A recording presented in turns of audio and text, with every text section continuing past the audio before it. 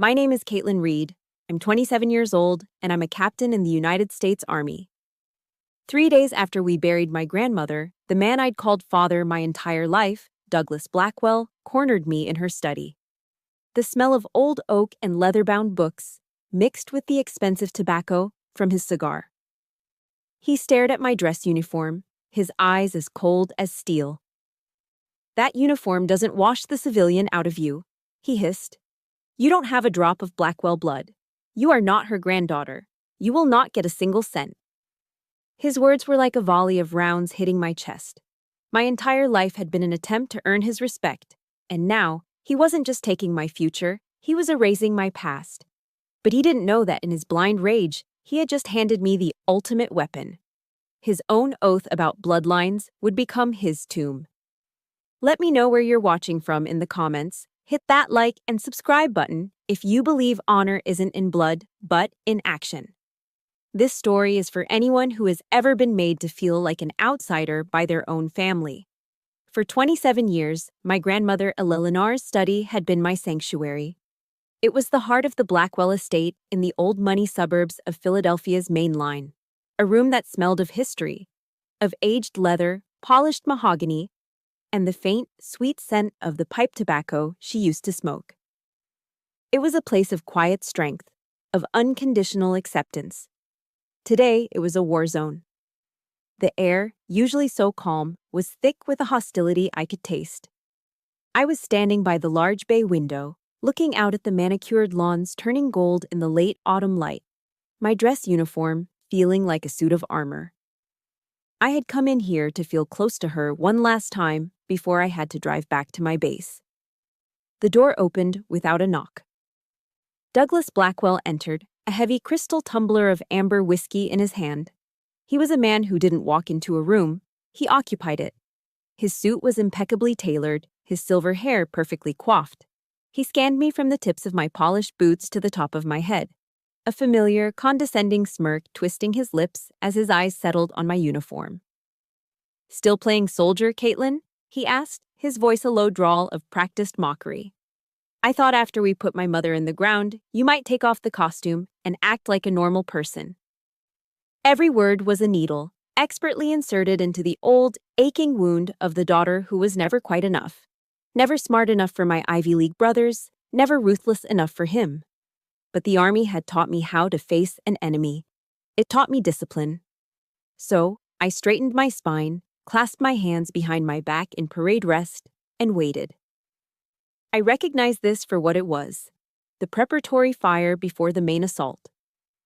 He took a slow sip of his whiskey, his eyes never leaving mine. As he set the glass down on her antique desk, he moved with a deliberate carelessness. His elbow caught the edge of a silver frame, a picture of me and my grandmother, taken on my commissioning day. It clattered face down onto the hardwood floor. He glanced down at it, a flicker of something ugly in his eyes before he used the polished toe of his Italian leather shoe to nudge it under the desk, like sweeping away a piece of trash. The sight sent a jolt of ice-cold fury through me. But my face remained a mask. My training kicked in. Do not react. Observe. "You are not her granddaughter," he said, the words dropping into the silence like stones. He slammed the glass down on the desk, the impact so hard that whiskey sloshed over the rim, staining the polished wood. "Your mother deceived this entire family. And my mother, in the weakness of her old age, indulged the lie." He began to circle me then, slow and predatory, like a shark sizing up its prey. The room, my sanctuary, suddenly felt like a cage. "The Blackwell legacy," he continued, his voice dripping with venom, "is for those who carry Blackwell blood. Clean. Pure. Not for some bastard we took in." Bastard. The word hung in the air, thick and vile. I felt my chest tighten, the air squeezed from my lungs as if by a physical force, but on the outside, I was a fortress. In the military, we call it a poker face. It's the art of showing nothing when a storm is raging inside you. My storm was a hurricane. Douglas was drunk on his own power now, savoring the attack. My lawyer, Harrison Mills, will ensure the will is executed in that spirit. You will not get a single cent from my mother's estate. And that's when another kind of training took over. Not just the discipline to stand still, but the tactical mind to see an opening. A memory, sharp and clear, flashed in my mind. A seer instructor, his face inches from mine, screaming through simulated interrogation. Survival, evasion, resistance, escape. They will use your emotions against you. Don't let them. Think, analyze, exploit. Douglas was so blinded by his own arrogance, so lost in his monologue of power, that he couldn't see the tactical error he was making. I met his gaze, my voice steady, betraying none of the chaos inside me. I kept it level, almost conversational. So I can understand your promise, your oath, is that this legacy is only for those with a direct blood relationship to Eleanor Blackwell? Is that correct? The question caught him off guard. He expected tears. He expected a fight. He didn't expect a calm request for clarification. His ego swelled, seeing it as my surrender to his logic. Exactly, he boomed, a triumphant sneer spreading across his face. That is my oath. This fortune stays with true Blackwell blood. He had no idea he had just walked directly into a minefield of his own making, and I was the one with my finger on the detonator. He drained his glass, slammed it back on the desk, and turned to leave, casting one last look of disgust over his shoulder. Have a good life playing soldier, Caitlin. It's all you've got. The door clicked shut, leaving a silence that was louder than his shouting. Only then did I allow myself to breathe. My legs felt weak. I sank into my grandmother's worn leather chair, the one that still held the faint scent of her perfume. The emptiness she left behind was a physical ache in the room, in my heart. Her last words to me in the hospital echoed in my mind. She had gripped my hand, her knuckles frail, but her eyes still sharp, still commanding. Caitlin, she'd whispered, her voice thin but firm. Trust your instincts. Not all battles are fought on a battlefield. At the time, I thought she was talking about my career, about the political games within the military. Now, sitting in the ruins of my life, I understood. She knew this was coming. She knew Douglas. This wasn't just a dying woman's advice. It was a final directive. It was a map for the war to come, handed to me by my true commanding officer, and it was my duty to see it through. My phone buzzed in my pocket, pulling me from my thoughts. A text message glowed on the screen. It was from my mother. We need to talk. I stared at the words, a cold resolve settling over me, extinguishing the last embers of my grief and fury. The mission had begun. The first intelligence briefing was about to start. The text message led me to a small coffee shop in Old City, Philadelphia, a world away from the suffocating opulence of the Blackwell estate. The air inside was thick with the rich, comforting smells of roasted coffee beans and baked pastries, a manufactured coziness that served as a temporary safe zone. My mother, Catherine, was already tucked into a corner booth. She looked like she'd aged 10 years since the funeral. The lines around her eyes were no longer faint traces of laughter, but deep canyons of worry and regret. She looked up as I approached, her eyes wide and haunted. She reached for my hand as I slid into the booth. Her fingers were ice cold. Caitlin, I am so sorry, she whispered, her voice cracking. I was so weak. It wasn't what I wanted to hear. Apologies were a currency I no longer dealt in. They couldn't undo 27 years of navigating a minefield I never knew existed. I wasn't here for comfort. I was here for intelligence.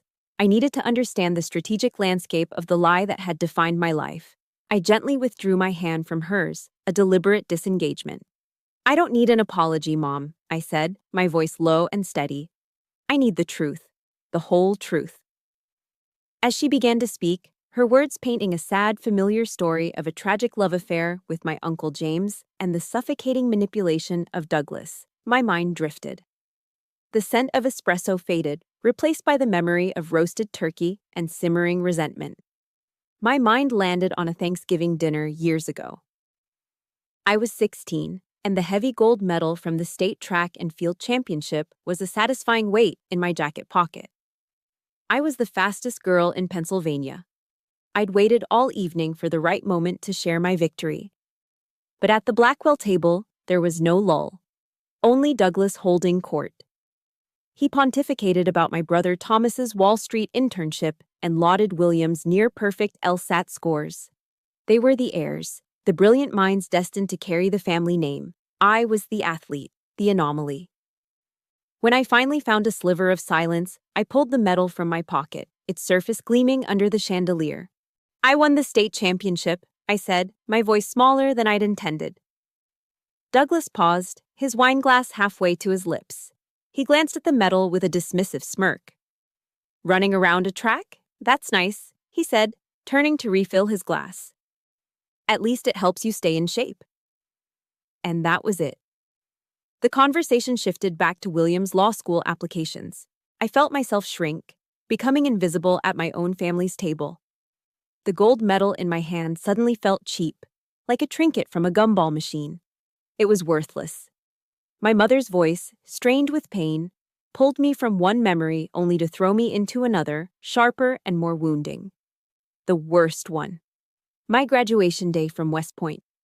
It was supposed to be the proudest day of my life. After 4 years of relentless exertion, I was finally becoming an officer in the U.S. Army.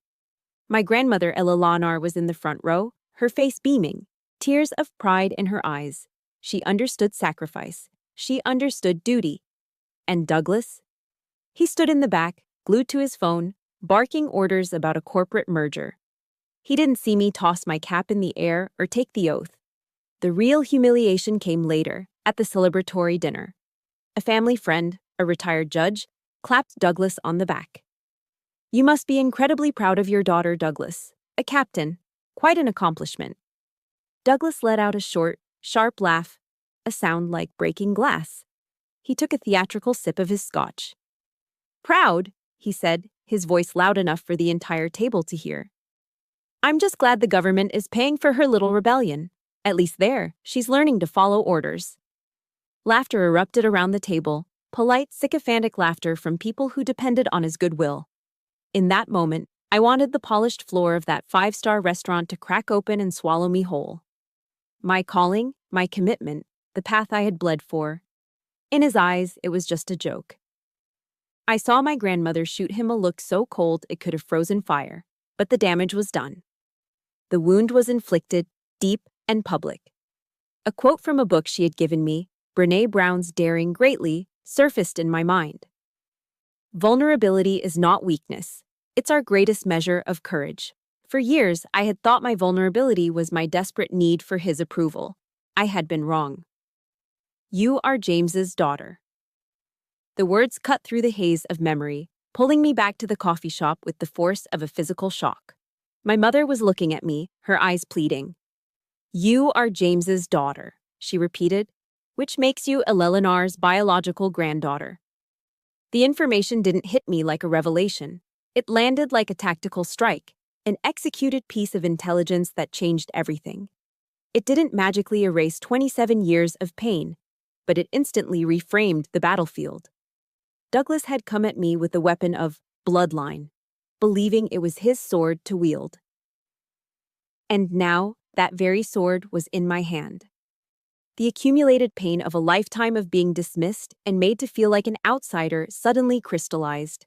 It wasn't just a chaotic mass of hurt anymore, it was fuel. It was a clear, defined objective. I was no longer the victim of a lie, I was the keeper of the truth. It's a strange feeling when your entire life is rewritten in a single sentence. The pain doesn't just vanish, but it changes. If you've ever had a moment where you felt completely invisible to your family, hit that like button and comment, I see you below to support everyone else who's been there. I looked at my mother, and for the first time, I felt a flicker of something other than resentment. It was a distant, clinical sympathy for a woman trapped in her own kind of prison. But there was no time for that now. The mission came first. I need to see Uncle James, I said, and my voice was no longer that of a wounded daughter. It was the voice of Captain Caitlin Reed. We need irrefutable proof. The decision made in the coffee shop propelled me into motion. The drive to my Uncle James's apartment in Center City, Philadelphia, felt less like a family visit and more like a reconnaissance mission into unsecured territory. Every traffic light, every turn onto a new street was a calculated step into the unknown. I had no intel on how he would react. Would he see me as family, or would he brand me a troublemaker, just another disruption to the carefully curated Blackwell narrative? His building was a sleek, modern high-rise of glass and steel, a stark contrast to the suffocating, old-world stone of the Blackwell estate. The air in the lobby was clean, smelling faintly of citrus, a world away from the scent of decaying tradition and cigar smoke I had just escaped. When he opened the door to his apartment, the difference was immediate and absolute. His eyes, the same shade of deep blue as my own, held a genuine curiosity and concern, not the cold judgment I was so accustomed to. His home smelled of freshly ground coffee and old books, the aroma of knowledge, not of power. I knew, with the certainty of a soldier finding a defensible position, that I had come to the right place. We sat on a minimalist gray leather sofa, a city skyline sprawling out from the floor-to-ceiling window behind him. There was no pretense, no small talk. I launched directly into my situation report, delivering the facts with the clipped precision of a briefing to a superior officer. I stripped away the emotion, focusing only on the sequence of events. The confrontation with Douglas, his vile accusations, his sworn oath on blood purity, and finally, my mother's battlefield confession. James listened without interruption, his hands clasped together, his sharp eyes analyzing every word. He didn't register shock or surprise. He looked like a scientist presented with a complex problem, his mind methodically deconstructing it layer by layer. When I finished, the silence in the room was analytical, not awkward. He simply nodded. Douglas's logic has a fatal flaw, he said finally, his voice calm and measured. He attacks your standing based on his own rigid criteria, but fails to apply those same criteria to himself. It's an arrogant oversight. He leaned forward. We need data, hard evidence, something irrefutable. He suggested a DNA test immediately. It was a clean, decisive, logical solution. For the first time in days, I felt the ground solidify beneath my feet. I wasn't just a girl who had been hurt. I was an operative who had just secured her first strategic ally. The relief was immense, a quiet exhalation I didn't realize I'd been holding. That evening, buoyed by this newfound sense of partnership, I made a tactical error. I called my older brother, Thomas, hoping to recruit more support to our cause. His voice on the other end of the line was heavy with a manufactured weariness. "Caitlin, listen," he sighed, the sound of a man deeply inconvenienced. "Dad is under a lot of stress right now. Just don't make things worse, okay? You know how he gets when he's angry." "This isn't anger, Thomas," I tried to explain, keeping my voice even. "This is a calculated plan to disinherit me based on a lie." I heard a scoff from the other end. William, my other brother, was on the line too. "Oh, for God's sake, Kate," he cut in, his tone dripping with condescension. "Why do you always have to be so dramatic? It's just some money. Just accept whatever you're given and let the family have some peace." A cold fury began to snake its way up my spine. "My share is 0, William," I said, my voice dropping. "So what? You've got your army salary, don't you?" he shot back, as if that settled the matter. They didn't understand. Or rather, they didn't want to. They had already weighed their options. On one side was their sister and the inconvenient truth. On the other was their father, their inheritance, and a lifetime of comfortable lies. They had chosen their side. The feeling of isolation that washed over me was more acute, more painful than anything Douglas had said. Douglas was the enemy I expected. This was a flank attack from my own lines. They were my brothers, and they had just abandoned me on the battlefield.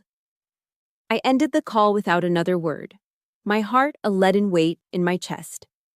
I stared out of James's window at the glittering expanse of the city lights below, a sprawling map of a foreign galaxy.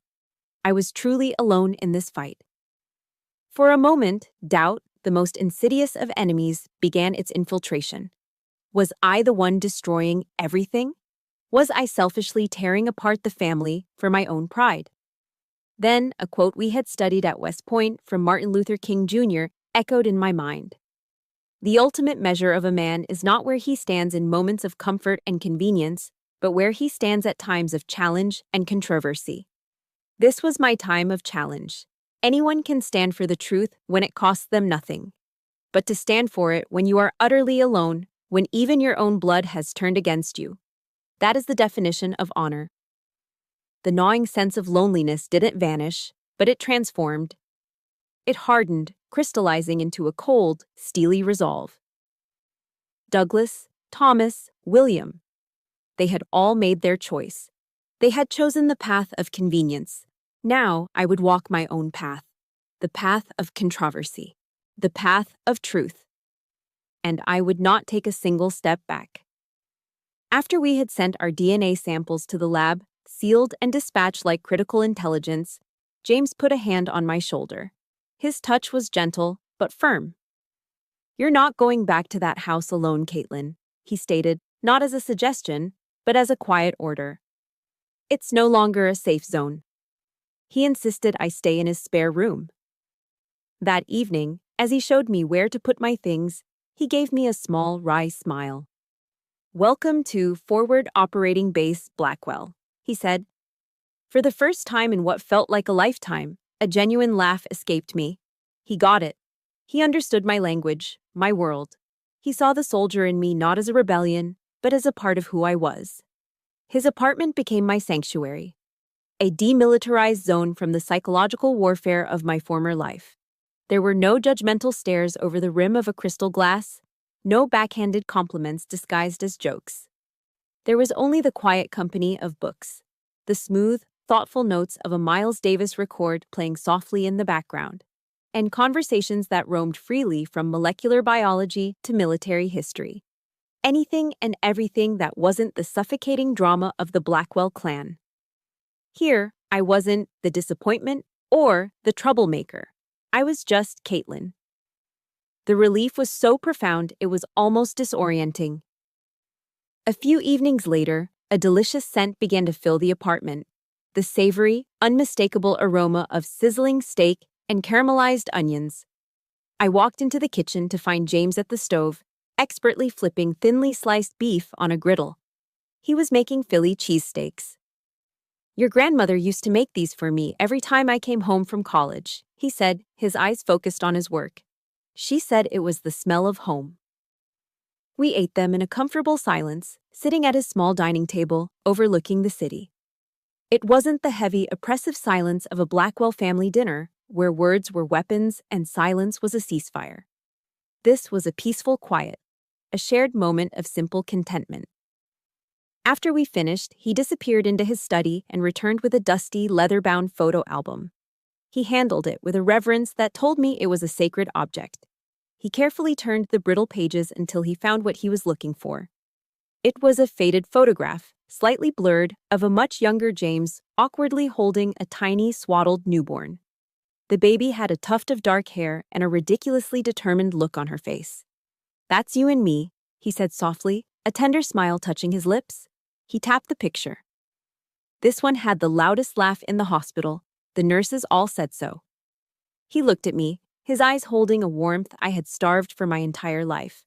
"I knew right then you were going to be a fighter."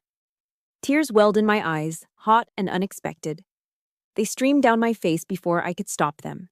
In 27 years, Douglas had never told me a single story about my infancy. He had never shared a memory, never offered a glimpse into a time when I was just a child, before I had become a ledger of his disappointments. With one old photograph, one small forgotten memory, James had given me back a piece of my own history.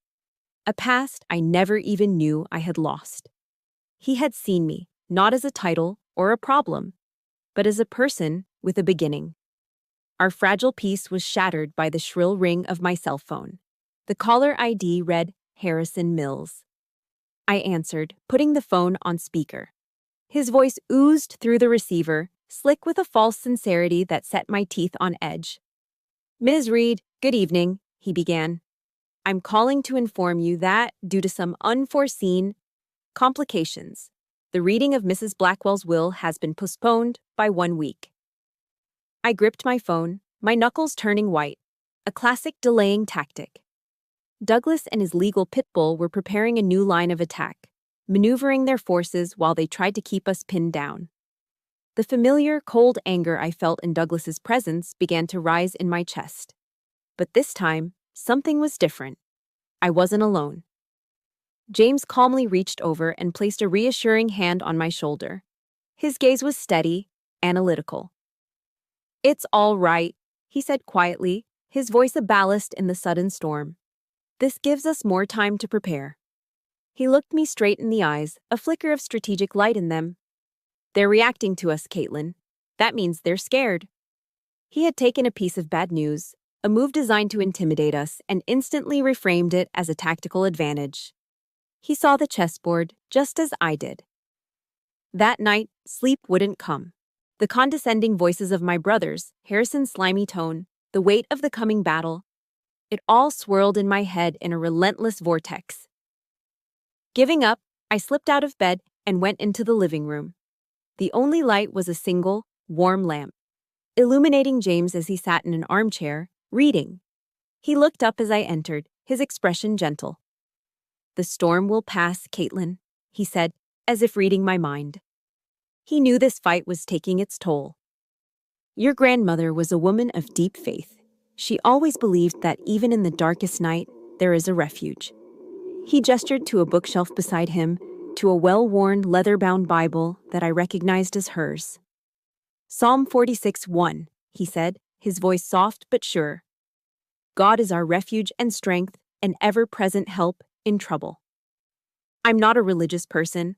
I find my faith in mission, in discipline, in the men and women I serve with. But hearing those ancient words, spoken by this kind, brilliant man, my father, they landed with a profound sense of peace. It wasn't about theology. It was about finding a safe harbor in the middle of a war. And I knew, with every fiber of my being, that whatever hell Douglas was about to unleash, I had finally found mine. James was right. They were scared. And their fear manifested as a strange, unnerving silence for the next 2 days. There were no more calls from Harrison Mills, no provocative texts from Douglas. In my line of work, we have a name for this: the enemy preparing the battlefield. It's the quiet before an artillery strike, a silence more menacing than any direct assault. We use the time to shore up our own defenses. We managed to get a hold of Bernard Walsh, my grandmother's personal lawyer, a man whose integrity was legendary. He was on a long overdue vacation in the Caribbean, but the moment he heard the urgency in my voice, his tone shifted from relaxed to razor-sharp. "Be careful, Captain," he'd warned over the crackling long-distance line. "Your grandmother was an exceptionally shrewd woman. Her will is constructed like a fortress. Douglas won't be able to break it with brute force, so he'll resort to subterfuge." That subterfuge arrived not with a lawyer's letter, but with a Trojan horse wrapped in family sentiment. The call came from a number I hadn't seen in over a year. My Aunt Mildred, Douglas's younger sister. Her voice was a syrupy concoction of feigned concern and theatrical sobs. "Caitlin, darling, I heard there was some unpleasantness," she began, her voice catching dramatically. "What are you doing, sweetie? Your father is just beside himself with grief. He has dedicated his entire life to you, gave you a name, a home. How can you do this to him over a little bit of money?" Every word was a carefully aimed dart dipped in the poison of guilt. This was a classic psychological operation, a textbook psyop. Use a seemingly harmless, familiar face to deliver a message designed to erode morale. "Aunt Mildred, it's not what you think," I said, trying to maintain a neutral tone. "It doesn't matter what I think," she snapped, the phony sadness instantly replaced by a sharp, accusatory edge. "He is your father. You are tearing this family apart, do you hear me? Your own mother will never forgive you for this." I hung up, my hand trembling slightly. They were deploying family members as emotional weapons, using their love and history as shrapnel. James, who had overheard the conversation, simply shook his head. "Predictable," he murmured, "and desperate." The next wave of the assault came less than an hour later. A text message from Thomas.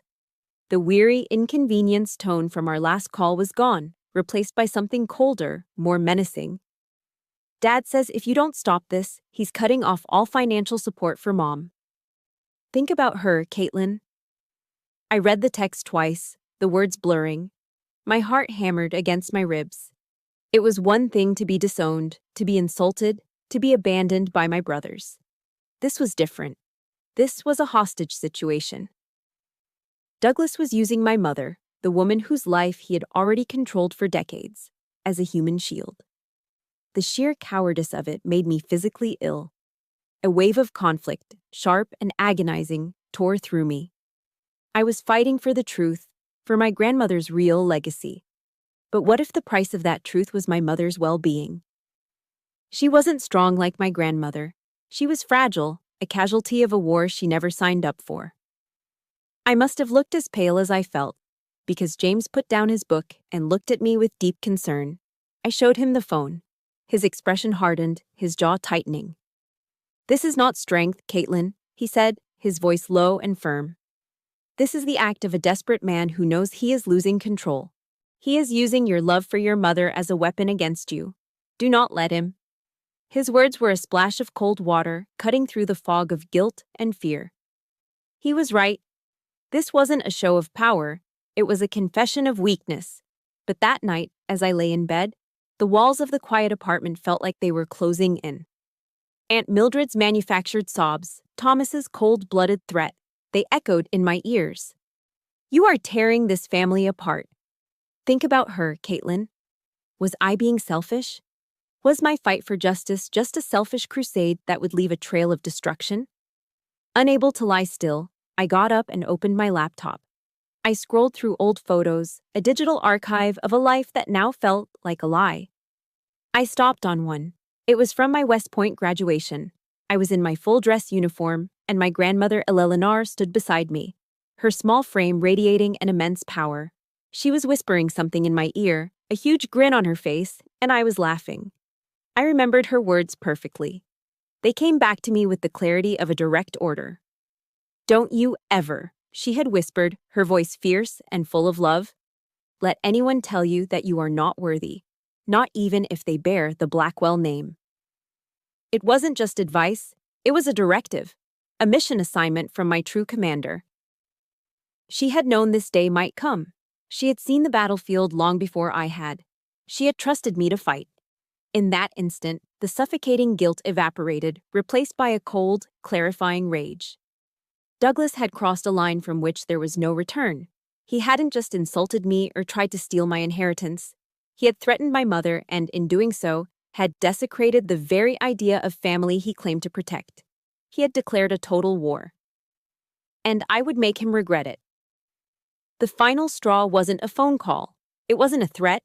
It was an act. A calculated act of profound contempt designed to break me. The next morning, the doorman buzzed the apartment. "Captain Reed," he said, his voice hesitant, "there's a delivery for you downstairs on the sidewalk." A delivery? I wasn't expecting anything. James and I rode the elevator down, a knot of apprehension tightening in my stomach. The moment the elevator doors opened to the lobby, I saw them through the glass doors. Sitting unceremoniously on the public sidewalk were 3 shoddy cardboard boxes, sealed with hastily slapped packing tape. We stepped outside into the crisp morning air. On the side of each box, scrawled in a crude, angry script with a thick black marker, were 3 words. "Old stuff, see, read." My blood ran cold. James placed a steadying hand on my arm as I knelt and carefully sliced open the tape on the top box with my pocket knife. Inside, thrown together without care, were the few personal belongings I'd left at the estate. Some old paperbacks, a few changes of clothes, and there, lying face up on top of a folded sweater, was the silver-framed photograph of me and my grandmother, the one Douglas had knocked to the floor in her study. He had sent his staff to pack up my life, to sweep away any evidence that I had ever existed within those walls, and then had it all dumped on the street like garbage. This was more than an insult. It was a declaration. It was an erasure. You do not exist. You do not belong. The rage I had been methodically suppressing for days, the cold, tactical anger of a soldier, finally broke its chains. It erupted, hot and volcanic, a force of nature that burned away every last trace of doubt and hesitation. I stood up, pulled out my phone, and dialed Douglas's number. There were no more tactics, no more poker faces, only the raw, unfiltered truth. He answered on the second ring, his voice dripping with smug satisfaction. "Well, what is it, Caitlin? Did you get my gift?" "You've made a fatal mistake, Douglas," I said, my voice as cold and hard as steel. The smugness in his voice faltered for a fraction of a second. "I have no idea what you're talking about." "You think you can erase me?" I continued, my voice dangerously low. "You think you can pack 27 years of a life into a cardboard box and throw it away?" "Don't you dare!" I suddenly screamed, the sound tearing from my throat with a violence that made James flinch. All the pain, all the humiliation, all the years of being made to feel small and insignificant. It all poured out in that one ragged shout. "Don't you dare pretend you don't know what you did. You crossed the final line." The silence on the other end was heavy, stunned. "This war," I said, my voice now dropping back to that icy, controlled calm, "isn't ending with me walking away quietly with my tail between my legs. It's going to end with the truth being broadcast for the entire world to see. You wanted a war over bloodlines? You're going to get one." A strangled roar came through the phone. "You dare threaten me? In my own family?" "That's not a threat," I replied, and my voice was now utterly devoid of emotion. It was the calm of a sniper settling the crosshairs on a target. "It's a situation report. You have fundamentally misjudged your opponent. You thought I was still that little girl you could bully into silence. You thought I was some weak, emotional woman you could manipulate." I took a breath, letting the words hang in the air between us. "You forgot who I am. I am Captain Caitlin Reed, United States Army. I was trained to anticipate, confront, and neutralize tyrants just like you. And I will not stand down. I will not be erased. And I will not be silenced." I ended the call before he could utter another word. The sudden silence on the Philadelphia sidewalk was absolute. I looked at James, whose face was a mixture of shock and profound pride. "It's time," I said, my voice steady. "No more defense. It's time to counter-attack." Walking back into the apartment, I felt as though a crushing, invisible weight had been lifted from my shoulders. For my entire life, I had, without realizing it, given Douglas power over me. I had craved his approval, his respect, some small acknowledgement that I was worthy. And that deep, unfulfilled need was the chain he had used to bind me. Eleanor Roosevelt was right. No one can make you feel inferior without your consent. He had made me feel inferior for 27 years because on some level, I had consented. I had kept hoping, kept trying, kept playing by the rules of his toxic game. But not anymore. Consent revoked. Have you ever had a moment like that? A moment where you finally drew a line in the sand and decided you would not be silenced anymore?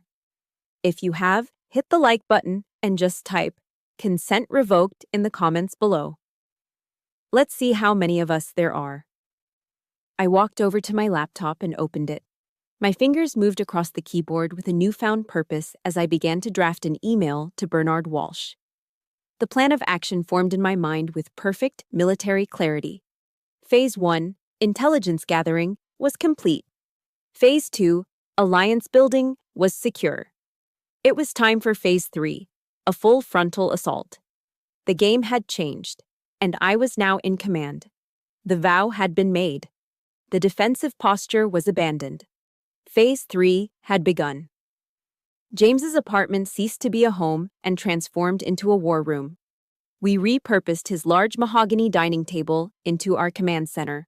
Laptops sat open, and legal pads filled with notes were spread across the surface.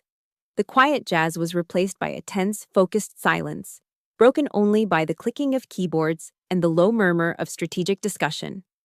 The first asset for our offensive arrived via a secure email. It was from the lab. I opened the attached PDF, my heart rate steady, my eyes scanning the technical jargon until they locked on the conclusion. There it was, in crisp black and white digital print. Probability of paternity, 99.9998%. It wasn't a moment of emotional revelation, it was a moment of tactical victory. This was our silver bullet. the irrefutable proof that nullified Douglas's entire premise. I printed the report, the paper warm from the laser printer, and slid it into a fresh manila folder. On the tab, I wrote in clean block letters, Operation Blackwell. With the methodical mind of a scientist, James began constructing a timeline on a large whiteboard, mapping every key event, every known lie, every threat Douglas had made. It was a visual representation of our enemy's psychological profile. "We have to anticipate his next move," James said, tapping the name Harrison Mills on the board with a dry erase marker. "Mills will be his primary weapon for any legal attacks. He's slippery. We need to find a way to neutralize him before he can neutralize us." I nodded, a quote from Sun Tzu's The Art of War. A required text at West Point echoing in my mind. "Know thy enemy and know yourself. In 100 battles, you will never be in peril." We knew Douglas's weakness, his towering arrogance and his fanatical obsession with bloodline purity. Now, we had to fortify our own lines against his inevitable counterattack. That counterattack came sooner and from a more insidious direction than we expected. My phone rang, and it was my mother, her voice thin and laced with panic. "Caitlin, honey, it's Bernard Walsh," she said, her words tumbling out in a rush. "He's been hospitalized. They're saying it was a massive heart attack." The air left my lungs. Bernard, the one man who understood the fortress my grandmother had built into her will. The one lawyer Douglas couldn't buy or bully. "A heart attack?" James repeated softly from across the room, his eyes narrowed in deep suspicion. "The day before the rescheduled reading of the will." What a convenient coincidence for Douglas. A cold dread crept over the room. We had no proof. Nothing but the gut instinct of a soldier who has seen too many convenient coincidences on the battlefield. This wasn't random. This was a targeted strike. Douglas and Harrison were systematically removing our support systems, trying to isolate us, to force us into the fight without legal counsel, hoping we'd panic and make a mistake. The feeling of being cornered, of the walls closing in, returned with a vengeance. But this time, it didn't bring despair. It sharpened my resolve into a diamond-hard point. Just as James predicted, Harrison Mills made his move. He called to summon us to an emergency reconciliation meeting at his downtown law office. We walked into the lion's den, prepared for anything. The office was a sterile cathedral of glass, steel, and muted gray tones, designed to make you feel small and insignificant. Harrison didn't waste time on pleasantries. He sat behind a desk the size of a small car, a condescending smirk playing on his lips. "Ms. Reed," he began, his voice smooth and patronizing, "my client, Mr. Blackwell, is aware of your paternity test." He let the words hang in the air. To avoid any further damage to the family's reputation, he is prepared to make a generous offer, $250,000. In exchange, you will sign this non-disclosure agreement and relinquish any and all claims to the estate. He slid a thick document across the desk. It was the final, ultimate insult. A last-ditch attempt to buy my silence, to put a price tag on my identity. I looked him dead in the eye, my voice flat and devoid of emotion. "Do you remember what Douglas said, Mr. Mills? His exact words were, 'This estate will stay with the true Blackwell bloodline.'" According to this DNA test, I patted the folder in my lap. That makes me the only person in this room, besides my father James, with a direct biological claim. Your offer is an insult. The smirk vanished from Harrison's face, replaced by a strange, knowing little smile that chilled me more than his arrogance had. "You're tough, Captain. I'll give you that," he said softly. "But you don't understand the legal complexities at play here." His veiled threat lingered in the air long after we left his office. What complexities? What did he know that we didn't? The unease settled deep in my gut. That night, the answer arrived.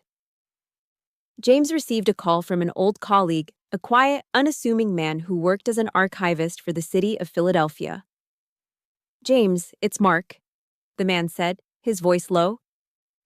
"I was digitizing some old sealed probate records, and a name flagged an alert you set up years ago.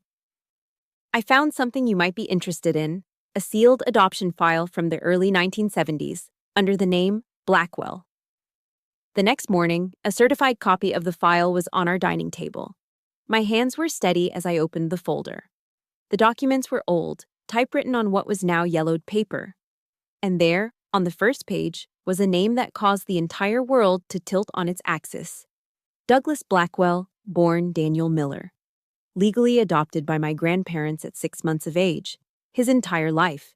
His crusade for purity, his obsession with bloodline, his contempt for me as an outsider. It was all built on a foundation of lies. He wasn't a Blackwell by blood. He was the very thing he despised. The conference room at Harrison Mills's law firm was as cold and opulent as a modern mausoleum. Sunlight struggled through the floor-to-ceiling windows, illuminating the sterile space but offering no warmth. The air was still and smelled faintly of expensive leather and industrial-strength cleaner, a scent designed to erase any trace of human emotion. It felt like a stage set for an execution. Douglas sat at the head of the long polished mahogany table, the very picture of a king presiding over a trial he had already won. His posture was relaxed, his expression one of bored confidence. He wore a navy blue suit so perfectly tailored it looked like a second skin, a symbol of the effortless power he wielded. My brothers, Thomas and William, sat on either side of him like well-dressed sentinels, their eyes fixed on the glossy surface of the table, pointedly avoiding my gaze. They had chosen their king, and now they were here to witness his final victory. James and I entered not as the accused, but as executioners of a different sort. We were there to execute the truth.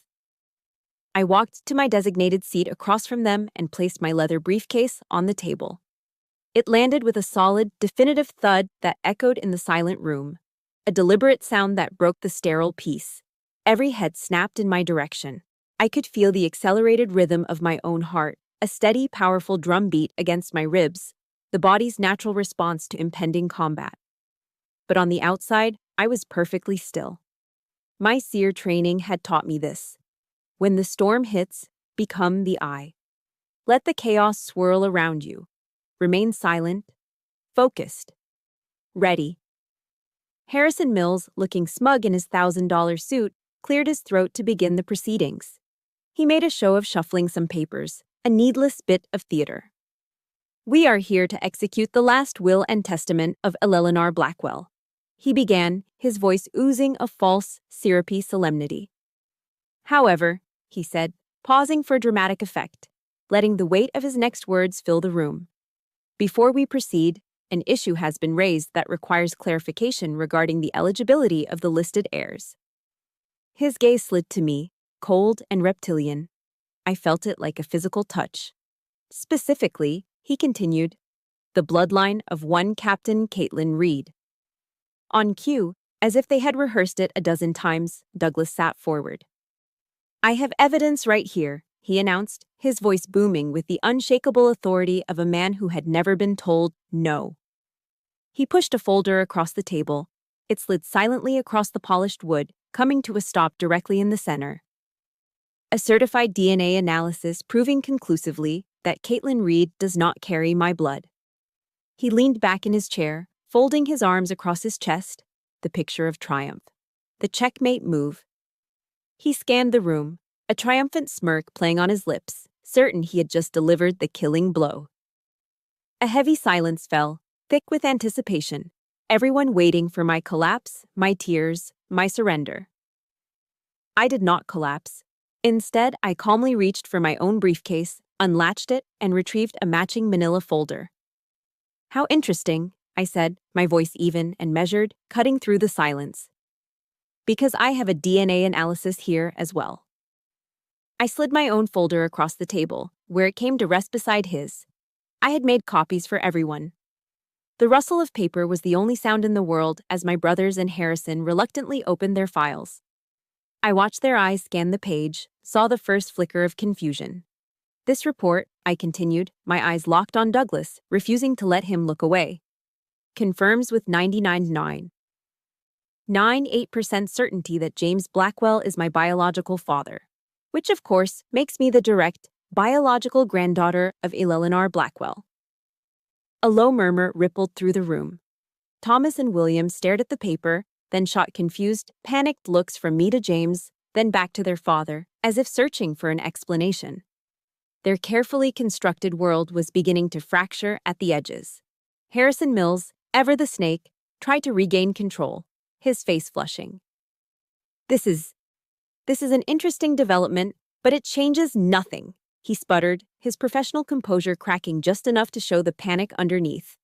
It does not change the fact that you are not the daughter of Douglas Blackwell.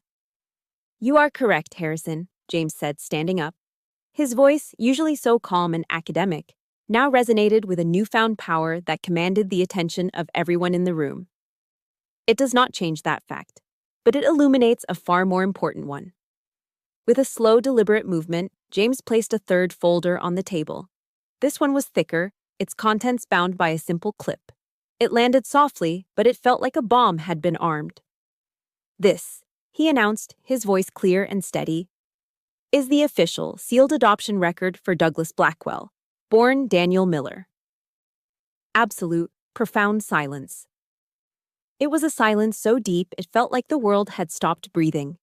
The color drained from Douglas's face. He stared at the folder as if it were a venomous snake poised to strike. His confident smirk dissolved, melting away into a mask of slack-jawed horror. The king was dethroned, stripped bare in front of his entire court in the space of a single heartbeat. I watched my brothers. The raw, unfiltered shock on their faces was a sight to behold. The confusion morphed into a dawning, sickening realization, and then, finally, into pure, unadulterated disgust. They weren't looking at me anymore. They were staring at the man they called their father, truly seeing him for the first time. Not as a patriarch, but as a hypocrite, a fraud. The very foundation of their entire lives, their name, their privilege, had just been vaporized. James let the silence hang for a moment longer, letting the poison of the truth do its work before delivering the final, devastating blow. If we are to apply the draconian standard of blood purity that Douglas himself has so vehemently established, he said, his voice ringing with the clarity of a bell, then the only people in this room who are true biological Blackwells are my daughter, Caitlin, and myself. At that exact moment, as if summoned by the declaration of justice, the heavy conference room door swung open. Bernard Walsh, my grandmother's lawyer, stepped inside. He looked tired, a little pale, but his eyes were sharp and resolute as steel. My apologies for the delay, he said, his gaze sweeping across the room and taking in the scene of utter devastation. It appears I've arrived at the perfect moment to ensure my client's final wishes are carried out. Properly. The cavalry had arrived. The battle was won. The explosion had happened. Now came the fallout. In the stunned, ringing silence of the conference room, Bernard Walsh took command. He walked to the head of the table, his presence filling the power vacuum left by Douglas's utter collapse. He cleared his throat, and the sound was like a gavel calling the shattered room to order. As the executor of Eleanor Blackwell's estate, Bernard said, his voice firm and steady, and in light of the extraordinary circumstances that have come to light, I have been instructed to unseal a final letter. He produced a cream-colored envelope from his briefcase. It was sealed with my grandmother's distinctive wax stamp. He broke the seal carefully and unfolded the letter within. To my family, he began to read, his voice resonating with a solemn grace. The words were my grandmother's, but they felt like a voice from beyond the grave, delivering a final, irrefutable judgment. I know everything, the letter read. I know that Douglas was not born of my blood, but I have loved him as my own son. And I know that Caitlin is the daughter of my son James, and I have cherished the warrior's spirit that flows in her veins. The letter was a masterpiece of quiet devastation. It didn't rage, it mourned. It laid bare every secret with a profound and heavy sadness. She wrote of her hope that Douglas would one day overcome the deep-seated insecurity that drove him, but that he had instead chosen a path of fear, deceit, and hypocrisy. The legacy of the Blackwells was never about blood, Bernard read, his voice dropping slightly. It is about honor. And in his quest to hoard a legacy he felt he did not deserve, Douglas, my son, you have stripped yourself of the only inheritance that truly mattered. It was the final, killing blow. Not delivered by me, not by James, but by the very woman whose memory Douglas had tried to weaponize. He didn't scream. He didn't rage. The tyrant was gone, replaced by a hollow shell of a man. He just sat there, utterly vacant, staring at nothing.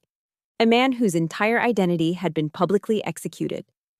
I watched as Thomas and William looked at him, and I saw no pity in their eyes, only a cold, dawning horror mixed with revulsion. Their entire lives had been a lie, orchestrated by a man they now saw was weaker than any of them. When Bernard announced the terms of the will, that the bulk of the estate, including the Blackwell mansion, was to be placed in a trust managed by James and myself, something inside Douglas finally snapped. He lurched to his feet, his chair scraping violently against the floor. His face was a contorted mask of desperation. "You promised!" he shrieked, his voice thin and reedy, pointing a trembling finger at me. "Your promise." I met his wild gaze, and my own voice was devoid of all emotion. It was as clean and precise as a sniper's shot. "No," I said calmly. "You made a promise about bloodline. I simply asked if you intended to keep it. You didn't." The chaos that followed was a blur. Douglas, flanked by his two shell-shocked sons, scrambled out of the room in a cloud of shame and humiliation. Harrison Mills muttered some pathetic excuse and scurried after them. And then, there was peace. My mother, who had been sitting quietly in the back of the room the entire time, walked towards me. Her eyes were filled with tears, but for the first time, they were not tears of fear. "I'm so proud of you, Caitlin," she whispered. She then turned and did something I never thought I would see. She walked over to where James stood and, without a word, wrapped her arms around him. It was a moment of quiet, profound healing. But as I watched them, I knew that the victory had come at a cost, and that things could never go back to the way they were. New lines had to be drawn. In the military, after you take an objective, the most critical phase is consolidating your position. You establish a defensive perimeter to repel any counterattacks and secure your hard-won ground. The battle might be over, but protecting the peace is a new, ongoing mission. That evening, I called my mother. "Mom, I love you," I said, my voice gentle but firm. "But I need space. I need time to heal from everything connected to Douglas, from all of it." I wasn't punishing her. I was building my perimeter. A few days later, a call came from a number I didn't recognize. It was Thomas. His voice was thick with a remorse that sounded genuine, but it was too little, too late. "Kate," he said, Can we talk?" "I need time, Thomas," I replied, my voice cool but not cruel. "You chose your side on the battlefield. Now I need to choose mine." I was consolidating my position. Later that week, I stood alone in my grandmother's study. The scent of old leather and lemon polish was the same, but the room felt different. Bigger. Quieter. I had won. Justice, in its own brutal way, had been served. But I didn't feel the elation of victory. I just felt a bone-deep exhaustion, and a quiet, aching sadness that settled in my chest like a heavy stone. In winning this war, I had lost the man I once called a father. I had lost 2 brothers. I had lost the illusion of a family I'd spent my entire life trying to earn a place in. Victory has a price. I looked out the large window at the sprawling lawn of the estate.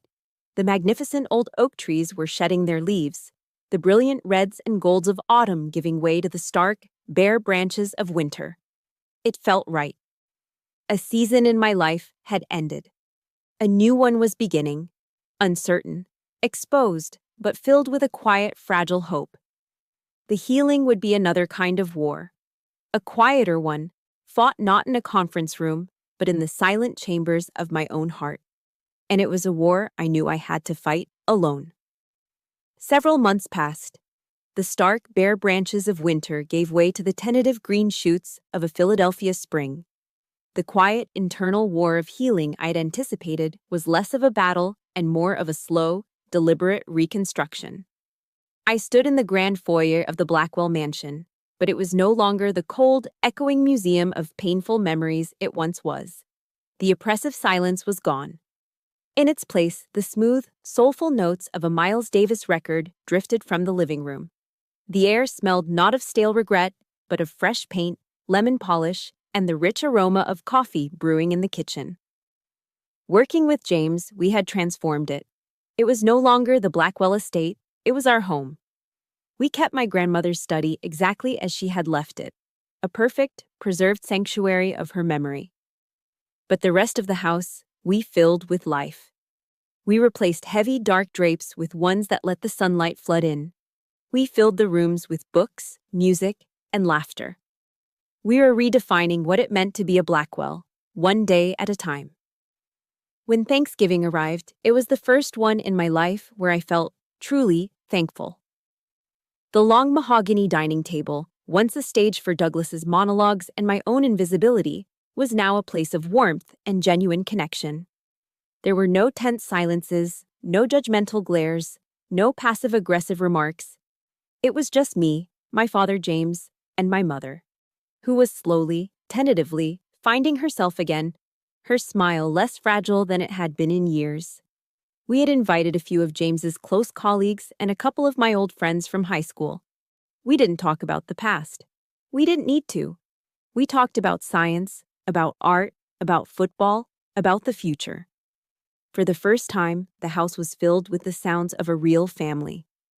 One crisp afternoon, as the late sunlight streamed into my grandmother's study, James and I sat in her high-backed leather chairs, a comfortable silence between us. He reached over and handed me a small velvet-covered box. "Eleanor wanted you to have this," he said softly. I opened it. Inside, nestled on a bed of faded silk, was a pair of tarnished silver captain's bars. They were old, from a different era. "They belonged to your grandfather," James explained. "My father. He wore them in Korea. Your grandmother kept them for you. She always said you had the heart of a soldier, just like him." I picked up the insignia, the cool, heavy metal resting in my palm. I could feel the weight of history, of a lineage not defined by a name on a legal document, but by a spirit passed down through generations. This was the true bloodline: honor, sacrifice, strength. "We can't get back the time we lost," I said, my voice thick with an emotion I couldn't name. "No, we can't," James said, his eyes kind. He reached over and gently squeezed my hand. "But we can build from now on." He smiled, a warm, genuine smile that reached his eyes. "That's all any of us can do, Captain." The inheritance was more than just a house and a portfolio of investments. It was a weight, built on a foundation of pain and secrets. I knew I couldn't simply keep it for myself. It had to be transformed. Sitting in that study, beneath the watchful gaze of my grandmother's oil portrait, I knew what I had to do. I worked with Bernard Walsh, no longer just a lawyer, but a trusted family advisor. Together, we established the legal framework for a new foundation. We called it the Eleanor Blackwell Warrior Scholar Fund. Its mission was simple: to provide full academic scholarships for exceptional female veterans seeking to build a new future after their military service. It was for women like me, women who had chosen a difficult path, who had served with honor and now deserved a chance to write their next chapter. It was how I would truly honor my grandmother's legacy, not by hoarding the wealth she had left, but by deploying it as she would have, as a tool to empower, to lift up, to reward the warrior spirit she so admired. It was a way to honor us both. My military leave was coming to an end. Soon I would be rejoining my unit, returning to my life of service, but I would be returning as a different person. I was no longer a soldier fighting to prove her worth to a father who would never see it. I was no longer the outsider, peering through the glass at a family I desperately wanted to belong to. I was a soldier who knew exactly who she was, where she came from, and what she was fighting for. The greatest legacy Eleanor Blackwell had left me wasn't in a bank vault. It was inside of me. It was the truth. It was honor. It was the strength to take the deepest scars of my life and transform them into guiding stars for others to follow. On my last day at the house, I stood in my dress uniform before my grandmother's portrait. I looked into her painted eyes, so full of intelligence and fierce love, and I felt a profound sense of peace. I raised my hand to my brow in a crisp, formal salute. A soldier, reporting to her general. Mission accomplished. With honors. Thank you for joining me on this journey. This fight taught me that legacy isn't something you're given, it's something you build. And family isn't always the one you're born into, but the one you forge in loyalty and truth.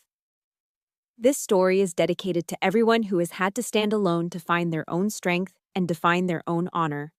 If you believe in the power of resilience, please support the channel by hitting the like button and subscribing. And I'd be honored if you would share one word in the comments that describes your own source of strength. Thank you for listening.